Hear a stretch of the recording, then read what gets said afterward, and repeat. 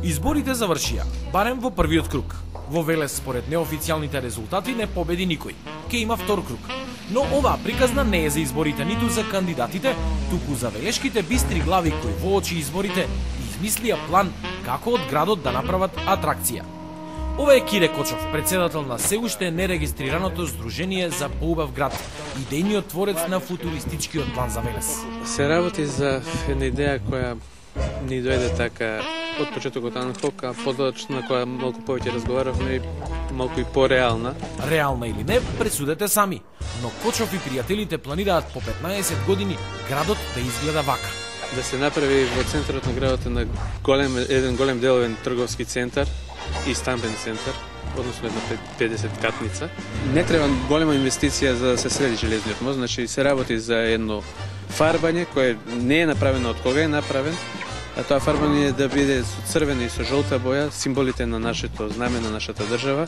За централното градско подречје планираме баш на овој простор, каде сега е паркинг просторот, да биде едно езерце, убаво хортикултурно уредено, каде што ќе можат граѓаните, прво естетски ќе биде добро граѓаните да уживаат во него. Тоа е овде ново место кое што се наоѓа. Тоа е овдека тука. А кажи ми, ќе има ли риби во езерцето? Рибари ќе има ли? Велес е познат по рибарството. За рибари знаеме дека имаме во градот, но тоа ќе зависи од архитектите, како сето тоа ќе го замислат. А пари, а инвеститори?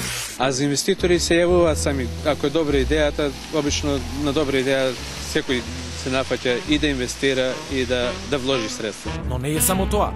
Ова здружение од топилницата ќе прави филмски студија, ќе копа бунари во корист на фонтаните, над Чеплеска и Солунска глава планира 2 хотели, жичарници, ски патеки и ски лифтови, а од Стоби ќе прави Холивуд во антички стил. Без идејноста на градските татковци во изминатите 60 години ги натерала да размислуваат вака. Не можеме да бидеме индиферентни на пасивноста која ни се случува во градот и од таа причина најмногу решивме да се активираме како обични граѓани. Само остана нејасно зошто овие загрижени граѓани се појавија токму сега пред избори. Работат ли за нечија партиска или за сопствената кампања? Кој знае, но сакам да ви го кажам уште ова. Може? Може.